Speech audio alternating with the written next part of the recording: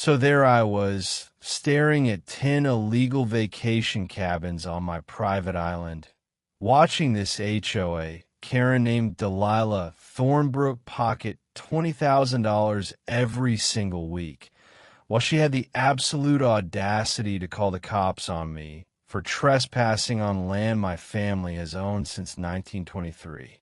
The morning mist rising off Lake Winnebago couldn't mask the sound of her shrill voice echoing across the water.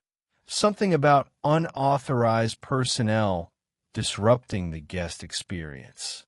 This woman, dripping in fake authority with her embroidered polo and gold-plated clipboard, was literally making more money in 1 month than most people see all year off my land. But here's what this delusional wannabe real estate mogul had no clue about. Buried in my great-grandfather's dusty old deed was a legal nuclear bomb that would obliterate her $1 million scam and leave her begging for mercy. What would you do if someone was making $80,000 a month off your property while threatening to arrest you? Let me back up and tell you how I ended up in this absolute circus. My name is Jasper Caldwell, 52, retired electrician from Milwaukee, who thought retirement meant fishing in peace, not battling a wannabe real estate mogul with delusions of grandeur.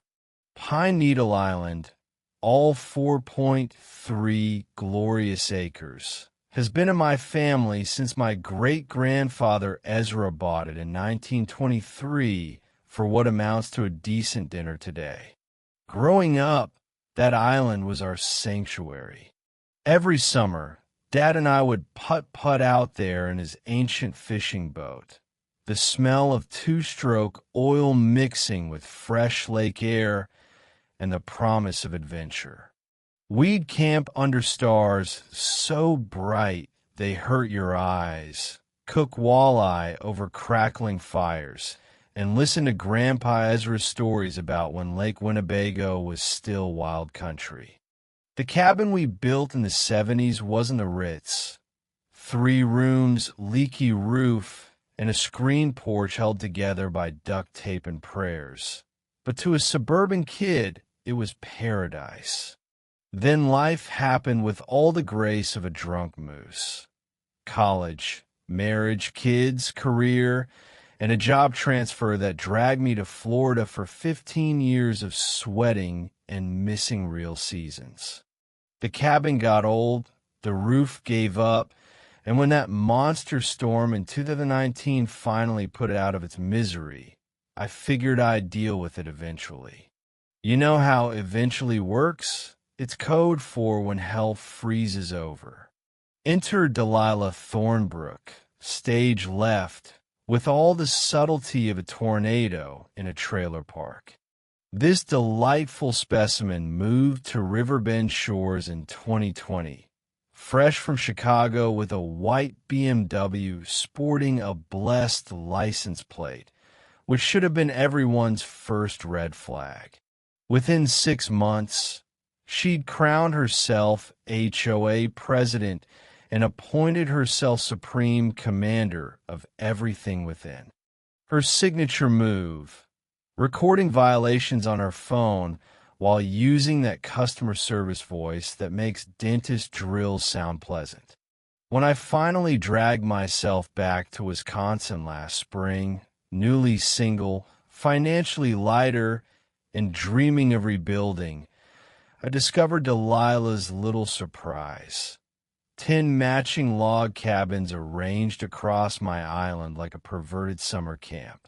Professional Airbnb signs everywhere. Thornbrook Island Retreat, $350 per night. Security cameras, expanded docks, even a cutesy gift shop painted in that fake rustic style that makes real outdoorsmen weep. The sound of power tools hammered across the water as crews built Cabin 11. Fresh cedar scent mixed with diesel fumes, and something else. The unmistakable smell of money being extracted from stolen property. My boots crunched on composite decking that had murdered the natural shoreline where Grandpa used to skip stones. That's when Her Majesty emerged from the main cabin like she was accepting a Nobel Prize, clutching her sacred clipboard and wearing a property manager polo that probably cost more than my truck payment. "Excuse me, this is private property," she announced with the authority of someone who'd never been told no. I pulled out my deed, the real McCoy, complete with county seal and everything. "You're absolutely right. This is private property. Mine." Her face went through more expressions than a soap opera actress before settling on righteous indignation. "Impossible. This was abandoned land. Adverse possession laws clearly state I have rights after improving neglected property. Here's your knowledge nugget. Adverse possession requires hostile, actual, open, notorious, and continuous use for the statutory period. In Wisconsin, that's 20 years minimum. The key takeaway, you can't just squat on someone's land and claim ownership after a couple years. Lady, you've been here 18 months tops. Wisconsin law requires 20 years. That's when the mask dropped faster than a lead balloon. The fake smile vanished, replaced by something that belonged in a nature documentary about predators. "Listen, whoever you think you are, I've invested everything into this business. I have insurance, permits, and lawyers who will bury you if you try interfering with my legal operation." 20 minutes later, I was being escorted off my own island by a deputy who turned out to be Delilah's next-door neighbor, while she threatened criminal charges for harassment and attempted fraud. But Princess Clipboard had no idea she was picking a fight with a Navy CB who'd spent 20 years learning that the right tools and the right plan can level mountains. The next morning, I woke up to a sheriff's deputy knocking on my motel room door with a restraining order that read like bad fiction. Apparently, I had threatened violence and attempted intimidation against poor, innocent Delilah. The woman had submitted security footage showing me aggressively approaching her property, which was really just me walking on my own damn land looking confused. But Hollywood couldn't have edited it better to make me look like a crazed lunatic.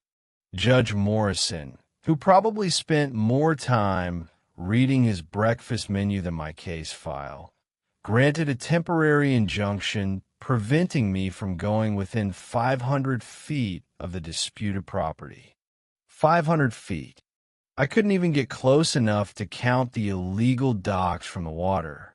Meanwhile, Delilah was raking in another $20,000 that week while I sat in a motel 6 eating gas station sandwiches. But Princess Clipboard wasn't content with just legal warfare. She launched a full-scale propaganda campaign that would have made Joseph Goebbels proud. She flooded local Facebook groups with sob stories about this dangerous drifter from Florida trying to steal her American dream. The smell of fresh coffee and manufactured outrage filled the Riverbend Community Center as she held court at the weekly HOA meeting, complete with crocodile tears and a victim complex the size of Texas. This man appeared out of nowhere, claiming ownership of property that's been abandoned for years, she told the assembled crowd, dabbing her eyes with tissues that probably cost more than most people's lunch. "I've invested my life savings, created jobs, brought tourism revenue to our beautiful community. Now he wants to destroy everything because of some dusty old piece of paper that could be fake for all we know. 3 HOA board members, coincidentally all within smelling distance of her money, signed affidavits supporting her claim. The local Riverbend Gazette ran a puff piece titled, "Local Businesswoman Fights Attempted Land Grab," complete with a photo of Delilah looking like Mother Teresa in a polo shirt. The reporter never bothered calling me for comment, probably because Delilah told him I was too unstable for interviews. While she was busy playing victim on social media, I was getting my hands dirty in the basement of the Winnebago County Courthouse. Let me tell you, 20 years as an electrician teaches you that the real answers are usually hidden in the places nobody wants to look, like courthouse basements that smell like mothballs and broken dreams, but contain legal gold if you know how to dig. That's when I remembered something my old mentor used to say. Property deeds are like electrical schematics. The devil's in the details everyone ignores. He was right. Most people just look at the summary from their title company, but I'd learned from rewiring old houses that you always go back to the original blueprints. So I requested the complete 1923 deed, not just the modern copy, and struck legal uranium. My great-grandfather's deed wasn't just about surface ownership. It included riparian rights extending 200 feet into Lake Winnebago. Every single one of Delilah's fancy docks violated those water rights. Better yet, her boat rental operation required commercial permits from the Wisconsin DNR that she'd conveniently forgotten to obtain. Operating without those permits carried fines that would make a lottery winner nervous. But the real kicker came when I started digging through tax records. Remember how she claimed the land was abandoned and she had adverse possession rights? Well, this brilliant legal scholar had been paying property taxes on the island for 18 months and writing it off as a business expense on her federal taxes.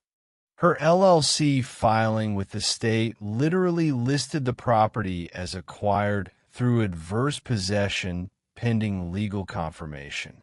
The woman knew the ownership was questionable, but had been treating my island like her personal piggy bank anyway. It was like watching someone rob a bank while filling out a loan application for the same money. Time to bring in the heavy artillery. I hired Stella Vaughn, a probate attorney who looked like everyone's sweet grandmother until she started discussing property law, then transformed into a legal shark with reading glasses and zero tolerance for nonsense. "Jasper," she said after reviewing my evidence, her pen scratching notes like a woodpecker on steroids. "This woman has violated so many laws I'm getting carpal tunnel just listing them. Riparian rights violations, unpermitted commercial operations, false tax filings, perjury on the restraining order application." It's like she used a magic 8-ball to make legal decisions. We filed a countersuit that read like a property owner's revenge fantasy. Theft, fraud, conversion, riparian rights violations, and operating without permits. Total damages, $900,000 in stolen rental income, plus removal costs for all unauthorized improvements. But here's where it got delicious. Stella's paralegal discovered that Delilah's restraining order was completely bogus. The security footage she'd submitted to prove I was threatening actually showed me checking my phone and scratching my head. Hardly the behavior of someone planning violence. She'd committed perjury to get that order. And in Wisconsin, lying under oath bites back harder than a rabid badger. Within a week, we had the restraining order dissolved and Delilah explaining to her increasingly nervous lawyer why she'd lied in court. The woman who thought she could bulldoze a Navy CB was about to learn what happens when you bring a clipboard to a legal gunfight. Just when I thought Delilah couldn't get more desperate, she pulled out a move that would have impressed a Vegas con artist. 3 days after losing her restraining order, I got a call from some outfit called Winnebago Hospitality Group offering to buy my island for the bargain basement price of $75,000.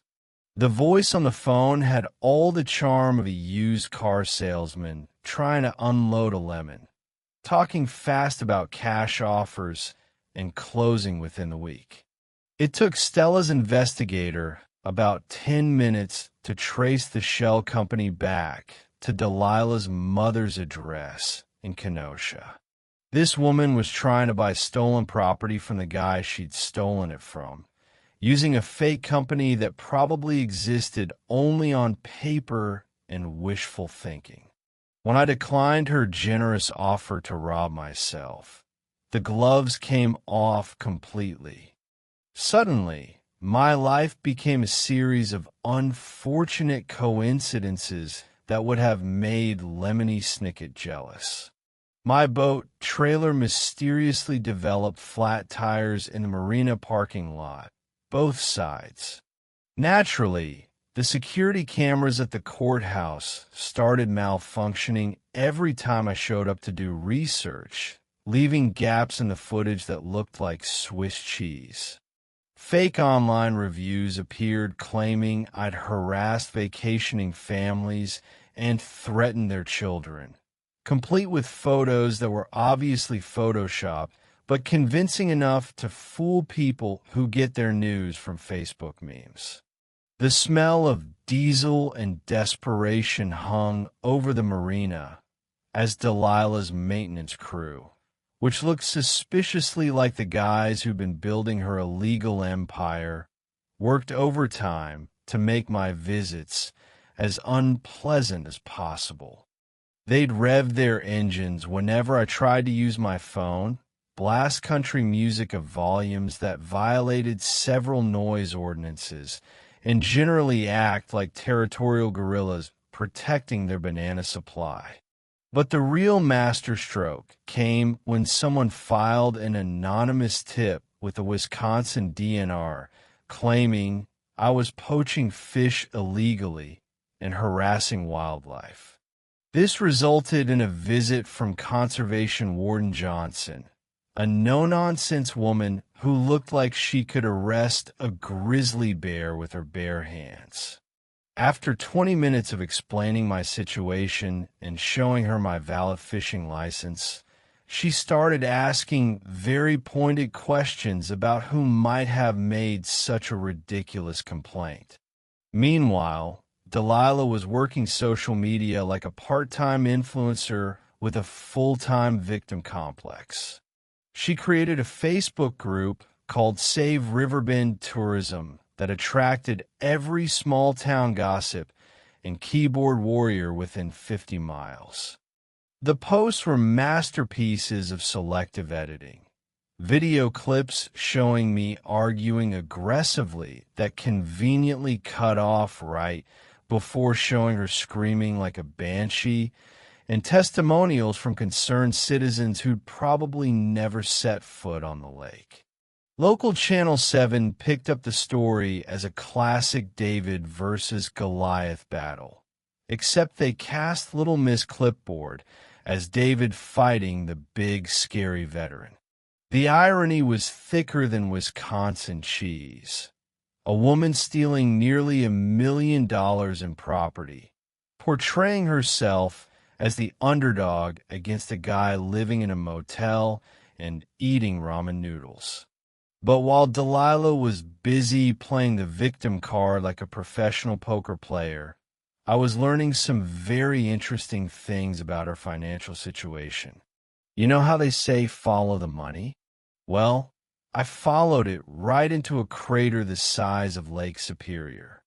Court records from Illinois showed that our entrepreneurial hero owed $380,000 on her mainland property thanks to a failed business venture called Thornbrook Event Planning that had crashed and burned harder than the Hindenburg. The bankruptcy filing made for fascinating reading. Apparently, Delilah had a talent for aggressive expansion followed by spectacular failure. She tried running a boutique, a catering company, and some kind of consulting firm, each one ending in lawsuits and angry creditors. The island rental income wasn't just her main revenue source. It was her only revenue source, the financial life raft keeping her from drowning in debt. This revelation led to another discovery that made my electrician's brain practically short-circuit with excitement. Remember how she'd been inflating her rental numbers to look successful? Well, she'd been using those same inflated numbers to secure additional business loans from 3 different banks. The woman was living a house of cards built on a foundation of lies, and I was about to become a very strong wind. Stella had been busy too, digging up a 1987 Wisconsin Supreme Court case called Mueller versus Shoreline Developments that was so perfect for our situation, it was like legal destiny. The case established that paying property taxes under mistaken ownership doesn't create legal title, and that commercial operations actually work against adverse possession claims rather than supporting them. In other words, every dollar Delilah made from her illegal rentals was evidence against her own case. The community support was starting to shift too, like a tide turning after the storm. I connected with some of my great-grandfather's old fishing buddies, guys in their 70s and 80s who remembered the Caldwell family reunions on the island going back to the 1960s. They had photo albums full of evidence showing continuous family use, and they were madder than wet hornets about what Delilah had done to their fishing spots.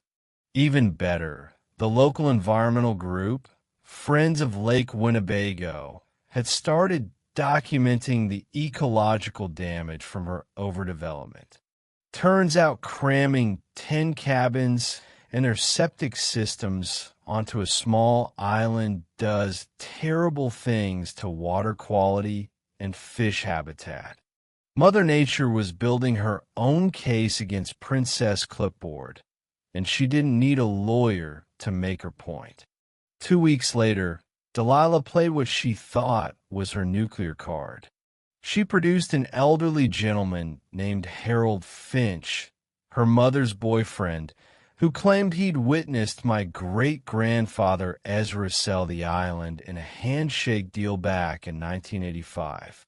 According to Harold's suddenly crystal-clear memory, Grandpa Ezra had agreed to sell for $5,000 cash to some developer, making my deed worthless paper.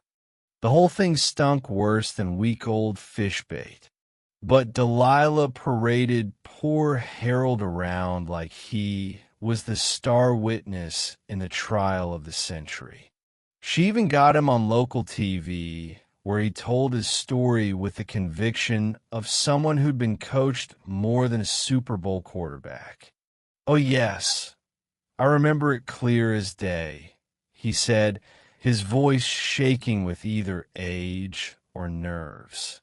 Ezra needed the money for medical bills. Said the island was more trouble than it was worth. Based on this testimony, Delilah convinced the county prosecutor to open a criminal investigation against me for document fraud. Suddenly, I wasn't just fighting a civil case. I was potentially facing felony charges for forging historical documents and attempting to defraud a legitimate business owner. The irony was so thick you could cut it with a chainsaw. But here's where Delilah's desperation started showing. She hired some Chicago PR firm to completely reframe the narrative. Suddenly, she wasn't just a businesswoman. She was Grandma Delilah, an elderly widow who'd invested her late husband's life insurance into bringing economic opportunity to rural Wisconsin. The GoFundMe she set up raised $23,000 in 2 weeks, complete with photos of her looking frail and vulnerable that must have required professional lighting. The regional newspaper chain, owned by her golf buddy from the country club, ran a series of sympathetic articles painting me as a Florida con man preying on honest Midwest values. The headlines alone were works of fiction. Elderly businesswoman fights off-land scammer, and out-of-state fraudster targets local tourism. If I didn't know better, I'd have thought I was reading about someone else entirely. Meanwhile, her lawyers started playing financial hardball that would have made a mob enforcer proud.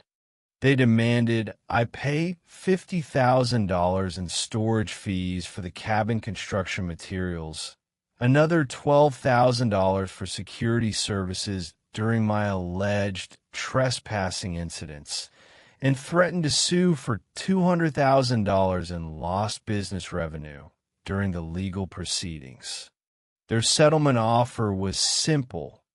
Pay $75,000 and they'd make the whole thing disappear quietly. That's when Stella's paralegal made a discovery that changed everything. While reviewing the original courthouse filings for the 100th time, she noticed something that had been staring us in the face all along. My great-grandfather's 1923 deed had been recorded in 2 counties, the original in Winnebago County and a certified copy in Fond du Lac County. I remember my dad mentioning this once back when I was a teenager more interested in fishing than family history. Your great-grandpa was paranoid about losing important papers, he'd said. Always filed everything twice, sometimes 3 times, just to be safe. At the time, I thought it was just old-fashioned overkill, but Ezra's paranoia was about to save my bacon. The Fond du Lac County version included detailed meets and bound surveys that the Winnebago copy had somehow lost over the decades. These surveys clearly showed the island boundaries extended beyond where Delilah's cabin sat, meaning she'd built some of them on land that was unquestionably, indisputably mine, according to 2 separate county records dating back a century. But the real bombshell came when the Wisconsin Historical Society got involved. They brought in paper experts, handwriting analysts, and archivists who treated those old documents like archaeological treasures. The paper stock matched other 1923 county documents perfectly. The ink composition was consistent with era-appropriate materials, and the handwriting matched samples from the original county clerk's other filings. Forging documents this accurately would require resources and expertise that didn't exist in 1923, explained Dr. Margaret Webb, the state's leading expert on historical document authentication. You'd essentially need a time machine and a team of master forgers. The probability of fraud is essentially 0. Meanwhile, Harold Finch's credibility was crumbling faster than a sandcastle in a hurricane. Stella's investigation revealed that Harold had been diagnosed with early-stage dementia in 2018, with medical records clearly showing progressive cognitive decline. His doctor confirmed that his long-term memory had become significantly unreliable, especially for specific dates and details from decades past. Even more damaging was the discovery of a $5,000 consulting fee that Delilah had paid Harold just 2 weeks before his miraculous memory recovery. Bank records don't lie, even when witnesses do. And suddenly, the county prosecutor was asking very pointed questions about witness tampering and perjury. The criminal investigation against me evaporated overnight when prosecutors realized they'd been played by a woman whose desperation had finally outpaced her cunning. Delilah went from criminal complainant to potential defendant faster than you could say obstruction of justice. And her legal team started looking like they'd rather be anywhere else on earth. But I was just getting warmed up. With 2 counties worth of documentation, expert testimony, and proof of witness tampering, I had everything I needed to not just win my island back, but to make sure Delilah learned an expensive lesson about the difference between confidence and competence. 3 months into this legal circus, Stella called me with excitement crackling in her voice like electricity through wet wires. She'd been doing what she called archaeological lawyering through my great-grandfather's papers. Old Ezra apparently kept records like he was planning to be audited by God himself. "Jasper, pour yourself something strong and sit down," she said. "I just found a 1924 amendment that's going to make Delilah wish she'd never heard of Lake Winnebago." The document was tucked inside a manila folder that smelled like cedar and forgotten dreams, filed separately from the main deed, because Ezra was the kind of man who believed in belt and suspenders legal protection. The amendment was beautifully clear, written in that formal language for when lawyers used English instead of gibberish. No permanent structure shall be erected that would impede extraction of mineral deposits beneath said property. Every single cabin violated that clause just by existing. But here's where Ezra's forward thinking got really interesting. Back in 1920, geological surveys had identified premium-grade gravel deposits under Pine Needle Island, the kind of lake-washed aggregate that makes construction companies drool and write very large checks. Grandpa had planned a gravel operation, but died before implementation, leaving his descendants sitting on what amounted to a buried treasure chest. I remembered those old survey maps from childhood visits to Grandpa's basement, rolled up in tubes and covered with dust thick enough to plant crops in.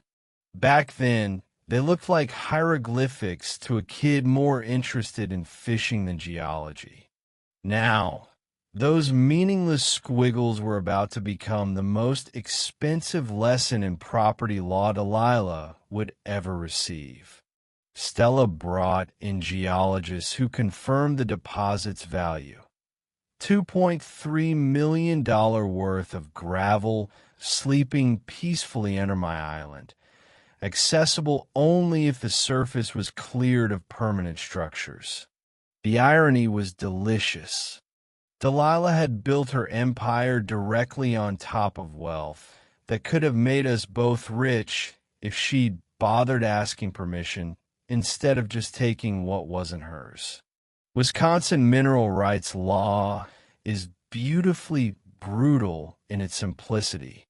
Violations trigger automatic trespass with triple damages, and the surface owner becomes responsible for removing interfering structures at their own expense. Not only would Delilah have to demolish her $1 million investment, but she'd have to pay contractors to destroy her own dreams while I watched from a lawn chair with popcorn. Meanwhile, my private investigator had been following Delilah's money trail like a forensic accountant with a personal vendetta. Her financial situation was more precarious than a house of cards in a windstorm. The $500,000 loan she'd used for cabin construction was secured with revenue projections based on a 20-year exclusive lease that existed only in her imagination. When banks discover loan fraud, they don't just demand their money back. They trigger cross-default clauses that can force foreclosure on everything the borrower owns. Delilah's personal guarantees meant her mainland house, her BMW, probably her designer clipboard collection. Everything was now at risk because she'd bet the farm on stolen property. The sound of her financial house collapsing was almost musical, like dominoes falling in perfect sequence. Monthly payments exceeded her legitimate income by $8,000, forcing her to rob Peter to pay Paul, while Peter was filing criminal charges and Paul was hiring collection agencies. As I sat in Stella's office, surrounded by evidence that could destroy another human being's life completely, I kept hearing my great-grandfather's voice from childhood summers. Real victory isn't about crushing your enemies, Jasper. It's about building something better from the mess they leave behind.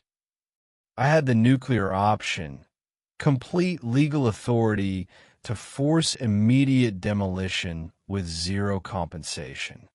But maybe, just maybe, there was a way to turn this disaster into something that served the community instead of just feeding my hunger for revenge. After all, the best revenge isn't destruction.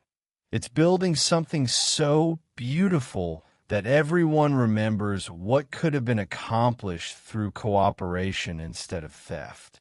The next morning, I walked into Stella's office to find what looked like a war room designed by lawyers with too much coffee and not enough sleep. She'd assembled what she called the Dream Team, a collection of legal professionals who specialized in turning property disputes into cautionary tales. Rosa Martinez, environmental lawyer extraordinaire, had driven up from Madison with a briefcase full of water rights violations that would make the EPA weep with joy. She looked like she could argue a fish out of water and make it thank her for the experience. Jasper, I've been fighting lakefront development cases for 15 years, she said, spreading aerial photos across the conference table.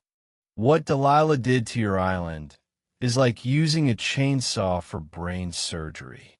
Messy, illegal, and guaranteed to leave permanent damage. Agent Frank Kowalski from the Wisconsin DNR had the weathered look of someone who'd spent decades protecting natural resources from people who thought environmental laws were suggestions. He brought a thick folder of violations that read like a horror novel for fish and wildlife. 10 septic systems on a 4.3-acre island, he muttered, shaking his head. The contamination levels we're seeing would kill a small lake. This woman turned your family heritage into an ecological disaster zone. Retired Judge Cornelius Wright completed our legal brain trust. At 73, he'd seen every property scam imaginable and had zero patience for people who thought money could buy them out of stupidity. The key, he explained while cleaning his glasses, is offering her a way out that saves face while protecting your interests. Corner a desperate person completely, and they'll burn everything down out of spite. Our strategy session felt like planning D-Day, except instead of liberating Europe, we were liberating a small island from a woman with delusions of grandeur. We identified 3 parallel legal tracks: mineral rights violations, commercial trespass, and environmental damage. Each one alone could destroy her financially. Together, they formed a legal tsunami that would wash away her empire and leave her wondering what hit her. Rosa explained something called the clean hands doctrine. Courts favor parties who haven't engaged in wrongdoing themselves. Since I'd never lied, cheated, or built illegal structures, I had what lawyers call the moral high ground, and judges call the obvious winner. Meanwhile, Delilah had accumulated more violations than a parking meter in downtown Chicago. But here's what I learned about mineral rights from my crash course in property law. Imagine ownership like a layer cake, where you can own the frosting without owning the actual cake underneath. Most people assume buying land gives them everything from the center of the earth to outer space. But mineral rights can be sold separately, creating invisible boundaries that explode into very visible lawsuits when someone builds where they shouldn't. The environmental implications were staggering. Forensic accountant Madison Cross had been analyzing Delilah's books like an IRS agent with a personal grudge, discovering she'd been skimming cash payments to avoid taxes on 30% of her rental income. She's been operating a cash business while filing tax returns that would make Al Capone blush, Madison explained. Unreported income totaling $280,000 could result in federal criminal charges that make civil court look like a church social. While the lawyers planned legal warfare, I was building community support that would have made a politician jealous. The Veterans of Foreign Wars chapter provided moral backup. Turns out military folks don't appreciate when civilians steal from fellow veterans. The local environmental group, Friends of Lake Winnebago, had documented ecological damage that looked like before and after photos from an environmental disaster movie. Even the fishing guides were mobilizing, reporting declining fish populations since Delilah's septic system started poisoning spawning beds. Captain Mike Kowalski, Frank's brother and a 30-year fishing veteran, had photos showing dead zones around the cabin areas that looked like aquatic graveyards. She killed more fish in 18 months than I've seen die from natural causes in 3 decades, he said, his weathered hands shaking with anger. The media strategy was pure genius. Retired journalist Beverly Storm agreed to document everything in exchange for exclusive access, but with one condition. The story had to focus on environmental protection rather than personal revenge. David versus Goliath sells papers, she explained, but environmental destruction sells souls. Frame this as protecting Wisconsin's natural heritage, and you'll have public opinion eating out of your hand. Our negotiation preparation involved 3 settlement offers ranging from generous to nuclear. Option A, let Delilah keep cabin ownership while paying $200,000 for mineral rights access, essentially buying permission to continue her illegal operation. Option B required her to remove all structures at her own expense while I waive financial damages. Option C involved full enforcement of every legal right I possessed, guaranteeing her complete financial destruction. Stella's psychological profile suggested Delilah fit the pattern of what she diplomatically called a malignant narcissist, someone who'd escalate rather than negotiate reasonably when cornered. Expect emotional manipulation, fake tears, and victim playing worthy of an Oscar nomination, she warned. This woman will burn her own house down before admitting she was wrong. As we prepared for what felt like the legal equivalent of the final showdown in a Western movie, I couldn't help thinking about my great-grandfather's stories of helping neighbors during tough times. Maybe there was a way to turn this mess into something that served the community instead of just satisfying my desire for justice. Just when I thought Delilah couldn't sink any lower, she proved that desperate people have no bottom to their barrel of bad ideas. Within 48 hours of our legal team formation, she launched what could only be described as a going-out-of-business sale for stolen property. Suddenly, all 10 cabins appeared on real estate websites at fire sale prices. $45,000 each for luxury lakefront retreats that normally would cost twice that much. Her sales pitch was pure snake oil salesmanship. Investment opportunity won't last long. Minor paperwork dispute being resolved quickly. She was literally trying to sell my own property to innocent buyers who'd become unwitting accomplices in her fraud. The woman had more nerve than a dentist with Parkinson's disease. But the real masterpiece was her social media blitzkrieg. Delilah hired some outfit from Milwaukee that specialized in reputation management, which is apparently code for making guilty people look like victims on Facebook. Suddenly, my phone started buzzing with notifications from fake accounts, flooding every local group with stories about how this dangerous PTSD veteran was threatening peaceful business people and trying to destroy the local economy. The posts were works of fiction that would have made Stephen King jealous. Anonymous accounts with generic names like Concern Mom 2024 and Riverbend Resident shared eyewitness accounts of me screaming at children, threatening tourists, and exhibiting clearly unstable behavior that endangers our community. The photos were obviously doctored. My head photoshopped onto the body of someone twice my size, throwing what appeared to be a temper tantrum. Meanwhile, her maintenance crew had transformed the marina into a construction zone that smelled like diesel fuel and intimidation.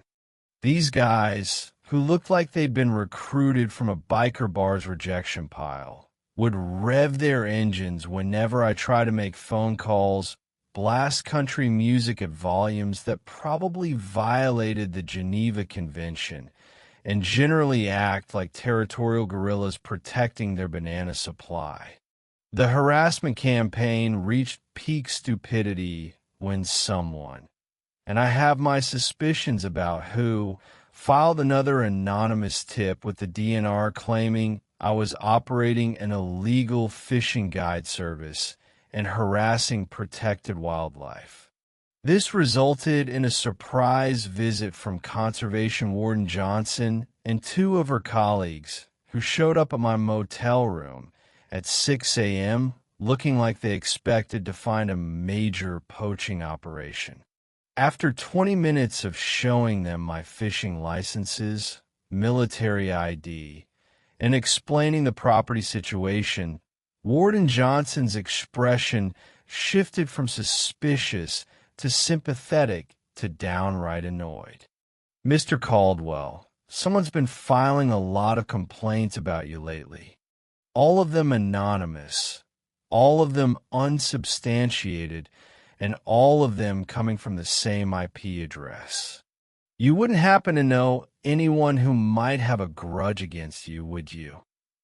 But while Delilah was busy playing dirty tricks that would have embarrassed a middle school bully, my team was uncovering information that made her financial situation look like the Titanic's last few minutes. Court records from 3 states revealed a pattern of business failures that followed her around like a bad credit rating with legs. The bankruptcy filing from her Illinois event planning company read like a masterclass in how not to run a business. She'd expanded too fast, spent money she didn't have, and when creditors came calling, she'd simply declared bankruptcy and moved to Wisconsin to start fresh.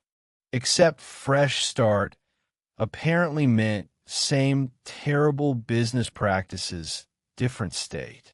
More damaging was the discovery that her island rental income wasn't just her main revenue source. It was her only legitimate income. Every dollar she'd made in the past 18 months came from my stolen property. She was like a parasite that had attached itself to my family's legacy and been feeding off it ever since. The private investigator's report revealed that she'd been using inflated rental projections to secure loans from multiple banks simultaneously. The same fake revenue numbers that made her look successful on paper had been submitted to 3 different lenders, none of whom knew about the others. When banks discover they've been lied to about collateral and income, they don't just get upset, they get criminal investigators involved. But the most delicious discovery came from her own lawyer's files. Remember Pike, her first attorney, who'd withdrawn from the case? Well, he'd kept detailed records of every conversation, and privilege doesn't protect communications about ongoing crimes. His notes included direct quotes from Delilah discussing how to make evidence disappear and coaching witnesses to remember things differently. The woman who'd been playing victim on social media had been caught on record discussing evidence tampering, witness coaching, and what amounted to conspiracy to commit fraud. Pike had documented everything because he'd apparently realized his client was steering their legal ship straight toward the rocks and wanted to make sure he had a lifeboat ready. By the time our investigators finished following the money trail, Delilah's empire looked less like a successful business and more like a criminal enterprise with a good marketing department. The woman who'd accused me of being a scammer had been running a multi-million-dollar scam that made my alleged crimes look like jaywalking compared to armed robbery. But the real bombshell was still coming, because while she was busy destroying her own credibility faster than a politician during election season, we discovered something about her identity that would make all her other problems look like practice rounds for the main event. 3 days later, Delilah completely lost whatever remained of her sanity and tried to burn down cabin number 3 for the insurance money. The security cameras she'd installed to spy on me caught her red-handed at 2 a.m. dousing the structure with gasoline from a red container that still had the receipt from Murphy's gas station in her BMW's cup holder. For someone who'd spent months calling me unstable, she was doing a spectacular job of demonstrating what actual crazy looked like. The fire department arrived faster than pizza delivery, which was unfortunate for Delilah's master plan, but excellent for the rest of us who prefer our lakes without floating charcoal. Fire Marshal Roberts took one look at the gasoline residue, the melted plastic container, and Delilah standing nearby, smelling like a gas station explosion, and called it the easiest arson case he'd seen since someone tried to claim their ex-wife's car spontaneously combusted in the Walmart parking lot. The insurance company's response was swift and brutal. All claims denied immediately, coverage canceled retroactively, and a criminal referral to the state attorney general's office for attempted fraud. Delilah went from potential victim to actual defendant faster than her fake tears could dry, with bail set at $50,000 that her broke behind couldn't afford. But that's when our investigation hit the motherlode of all discoveries. Illinois State Police have been looking for someone named Dolores Thornberry, wanted for real estate fraud involving $300,000 stolen from an elderly couple in Rockford. The fingerprints from Delilah's booking matched perfectly with their fugitive database, revealing that our HOA Karen wasn't just a local scammer, but a career criminal who'd been operating under a false identity for 3 years. The elderly couple she'd victimized in Illinois were Harold and Margaret Kowalski, no relation to our DNR agent, just two retirees who trusted the wrong person with their life savings. Dolores had convinced them to invest in a guaranteed return real estate development that existed only in her imagination. When they tried to get their money back, they discovered she'd vanished along with their retirement fund and their faith in humanity. Her probation officer from the Illinois case had been looking for her since 2021, when she'd failed to report for her monthly check-in and disappeared like smoke in the wind. Operating the island rental business under a false identity while on probation for financial fraud wasn't just stupid. It was a federal crime that carried serious prison time with no possibility of the kind of legal gymnastics that had kept her out of trouble before. The fake identity documents were impressive enough to fool most casual observers, but crumbled under professional scrutiny faster than a house of cards in a hurricane. Birth certificate, social security card, driver's license, all expertly forged, but traceable to a document mill in Chicago that specialized in helping people disappear from their past mistakes.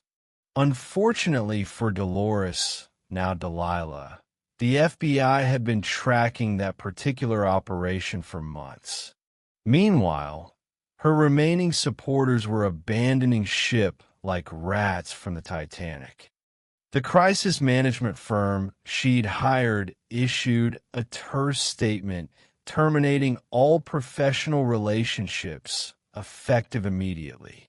After learning their client was a wanted fugitive, the HOA board voted unanimously to remove her as president and expel her from the organization, with one member commenting that we don't associate with criminals regardless of their customer service skills.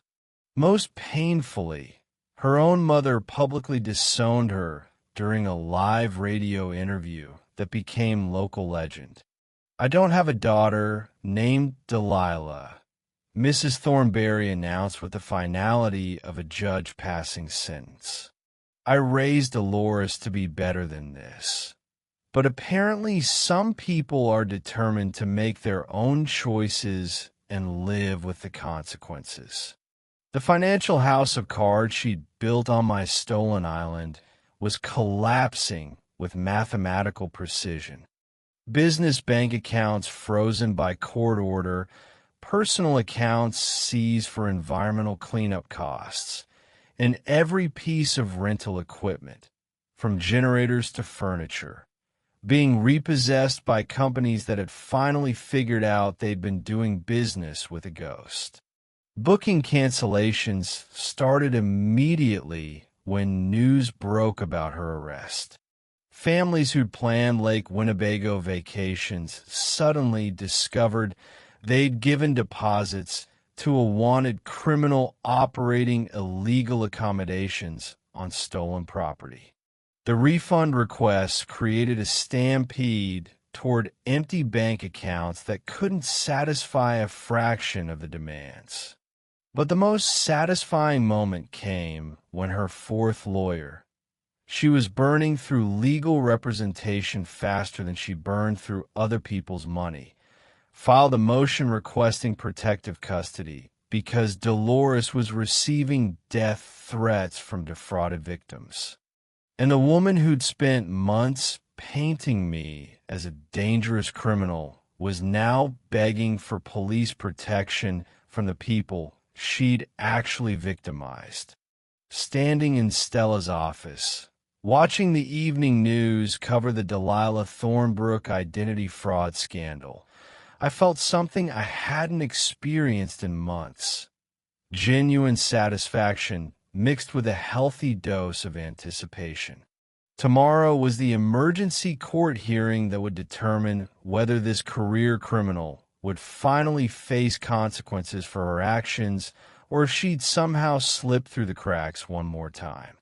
But after watching her burn down her own cabin while standing in a puddle of gasoline, I was pretty confident that luck had officially run out for the woman with more aliases than a spy novel and less sense than a box of rocks. The morning of the emergency court hearing felt like the Super Bowl, election night, and a public execution all rolled into one media circus that would have made P.T. Barnum weep with envy. By 8 a.m., the Winnebago County Courthouse parking lot looked like a tailgate party for justice with 3 TV news trucks, 2 radio station vans, and enough reporters to staff a small newspaper camped outside the building. Judge Patricia Blackwood, a former environmental prosecutor who'd built her reputation by making corporate polluters cry into their offshore bank accounts, was presiding over what everyone knew would be the final act of Delilah's theatrical production. The courtroom was packed beyond fire code limits with 50-plus spectators who'd been following this soap opera like it was appointment television. Delilah arrived 20 minutes late, looking like she'd been dressed by a tornado, wearing a wrinkled business suit that had probably seen better decades, and carrying herself with all the confidence of someone walking to their own execution.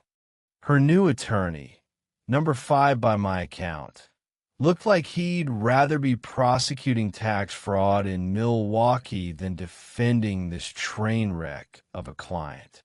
Your Honor, he began with the enthusiasm of someone reading terms and conditions.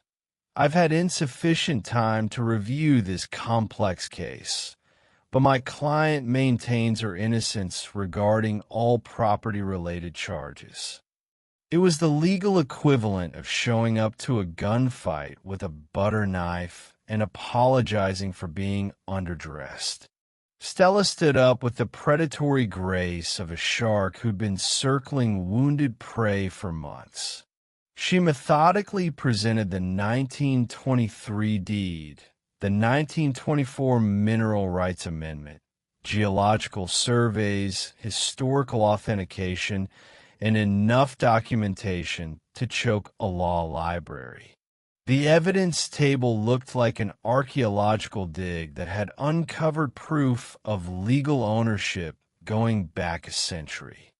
DNR agent Kowalski testified about environmental violations that made Love Canal look like a nature preserve, showing photographs of dead fish floating around septic outflows that could have illustrated a textbook chapter on how not to manage waterfront property.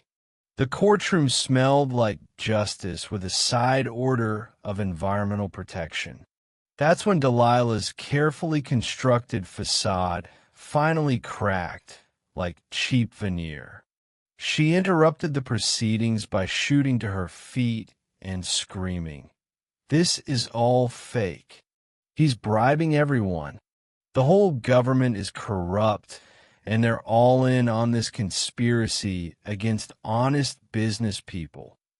Judge Blackwood's gavel came down with the authority of thunder, her voice cutting through the courtroom like a sword through silk.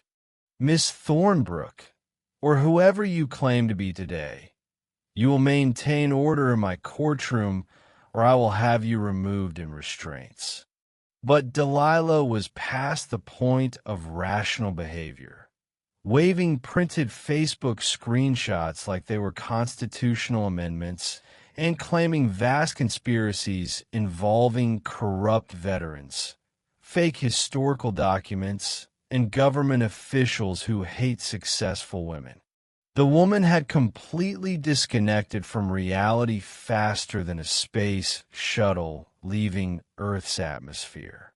When Rosa Martinez began explaining the mineral rights violations, complete with geological surveys showing $2.3 million in gravel deposits beneath illegally constructed cabins, Delilah's attorney made a statement that echoed through the courthouse like the final bell at a boxing match.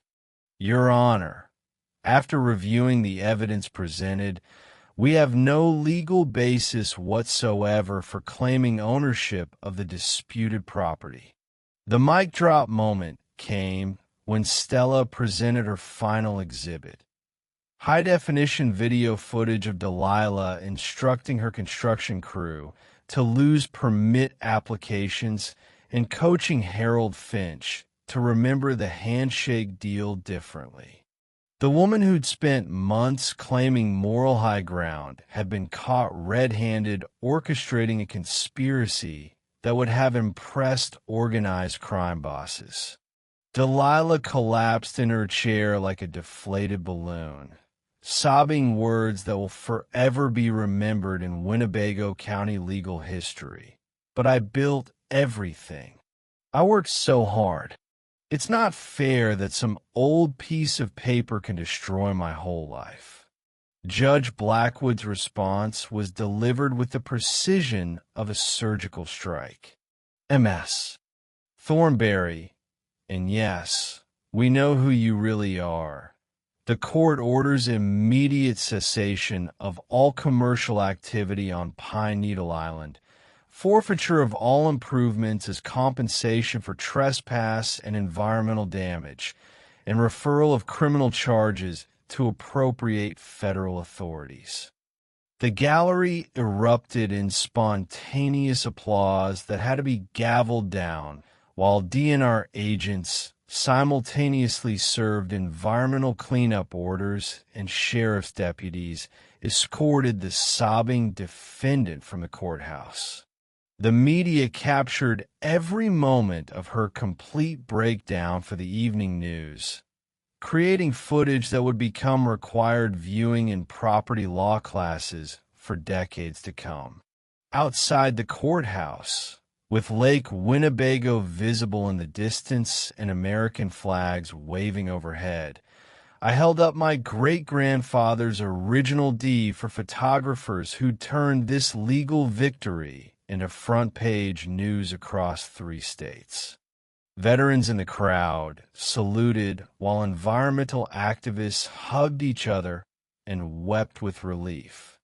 The woman who'd stolen my family legacy was finally facing consequences. But more importantly, the lake was about to be restored to the natural beauty that had inspired 4 generations of Caldwell family memories.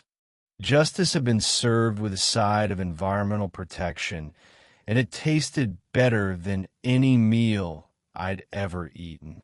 6 months later, Pine Needle Island looked like Mother Nature had hired the world's best restoration crew and given them an unlimited budget.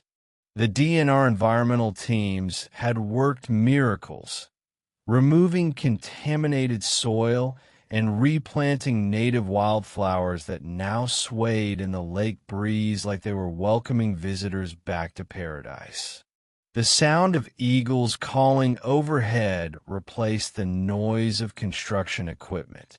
And for the first time in years, I could smell clean lake water instead of septic system failures. I'd established the Ezra Caldwell Environmental Education Foundation using the $1.2 million in court-awarded damages, turning the island into a hands-on learning laboratory where local school kids could discover what healthy ecosystems actually look like. Watching 8-year-olds catch their first fish in waters that had been dead zones just months earlier felt better than any revenge fantasy I'd ever imagined. The veterans of foreign wars got weekend camping privileges for PTSD therapy programs, creating a space where guys like me could find peace without someone trying to charge us $350 a night for the privilege. Saturday mornings on the island now featured the sound of veterans sharing stories around campfires instead of tourists complaining about Wi-Fi speeds. As for Dolores Delilah Thornberry, karma delivered justice with the efficiency of a Swiss watch. After pleading guilty to federal fraud charges to avoid a trial that would have lasted longer than some marriages, she was sentenced to 4 years in federal prison with no possibility of parole. The Illinois victims she defrauded finally got some closure, even if they never recovered their stolen retirement money. Her complete financial collapse was so thorough it could have been used as a case study in business schools under what not to do when you're already in legal trouble. The cabin demolition materials were donated to Habitat for Humanity, turning her illegal empire into affordable housing for families who actually deserve decent places to live. Even her BMW was auctioned off with proceeds funding water quality monitoring equipment for the entire lake. Personal healing came in waves, like the gentle lapping of lake water against the dock of the new cabin I'd built using sustainable materials and green technology. My scattered family started showing up for the first reunions in 15 years, drawn back to the island by curiosity about the legal battle they'd been following on social media. Cousins I hadn't seen since childhood brought their own kids to experience the same magic that had shaped my youth. The best surprise was meeting Sandra Ellis, an environmental lawyer who'd volunteered with the Restoration Project and shared my passion for protecting natural spaces from people who viewed them as profit opportunities. Turns out there's something romantic about fighting for environmental justice together, especially when you win and get to enjoy the results over morning coffee while watching sunrise paint the lake in shades of gold. The legal precedents we'd established rippled across Wisconsin like stones thrown into still water. Jasper's Law strengthened property ownership verification requirements, making it much harder for future con artists to pull similar scams. 3 other lake communities discovered and challenged illegal developments after learning about our case, proving that sometimes one victory can inspire others to fight for what's rightfully theirs. Environmental groups started using our case as a template for similar legal challenges, while veterans advocacy organizations cited our island therapy programs as models for other states. The documentary filmmakers who bought our story rights turned it into a Netflix special that made environmental protection look cooler than superhero movies. But the most meaningful moment came during our first annual Pine Needle Island Environmental Days when Harold and Margaret Kowalski, The elderly Illinois couple Dolores had defrauded, visited to see what their stolen money had inadvertently helped create. Watching them smile while their grandchildren learned about water conservation felt like the universe had finally balanced its books. Standing on the dock my great-grandfather had built, fishing with his old rod while children laughed during a school field trip, I realized Ezra had been right about victory being bigger than just winning. The island now served hundreds of people instead of enriching one criminal. And the eagles nesting overhead for the first time in 20 years seemed to approve of the changes. Ready to share your own HOA horror story? Drop in the comments below. We read every single one. And some of these nightmares might become future videos that help other people fight back against petty tyrants with clipboards. If you love seeing justice served with environmental protection on the side, smash that subscribe button and ring the notification bell. Next week, City Council tried to steal my 100-year-old oak tree. The arborist report made them pay $50,000. Sometimes the best revenge isn't destruction. It's building something so beautiful that everyone remembers what could have been accomplished through honesty instead of theft. That's all for today's HOA Madness. If watching justice serve itself made your day, smash that like button, share your thoughts down below, and make sure you're subscribed. More outrageous neighborhood showdowns are just around the corner.